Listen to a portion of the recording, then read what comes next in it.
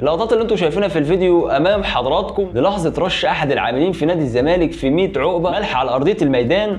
طبعا انت اكيد بتسال كمشجع للنادي الاهلي وكمشجع لنادي الزمالك ايه اللي دفع نادي الزمالك ان هو يفكر في هذا الموضوع لفك والفقر والنحس اللي بيمر بيه نادي الزمالك بالفعل بقاله اكثر من 3 ايام. نادي الزمالك النادي الاهلي واخده رايح جاي في 100 عقبه وخارج 100 عقبه، اللي ابتديناه بالفعل بقمه النادي الاهلي والزمالك التاريخيه النسائيه لاول مره في تاريخ الناديين. النادي الاهلي والزمالك في الكره النسائيه يتقابلوا امام اعين شيكابالا. النادي الاهلي بيكتسح نادي الزمالك بنتيجه 2-1 في كره القدم النسائيه. بعدها النادي الاهلي للشباب بيفوز على نادي الزمالك في عقر دارهم في 100 عقبه بنتيجه 3-2 في نفس اليوم تقريبا اللي تم رش فيه الملح بالفعل من اجل فك النحس والفقر وعقده السحر. وجهه نظر مسؤولين نادي الزمالك وتستشعر كده كمشجع للنادي الاهلي وكمشجع لنادي الزمالك ان الموسيقار مرتضى منصور ما زال موجود في 100 عقبه. كان بيتهم ايضا الكابتن سيد عبد الحفيظ لما كان بيتولى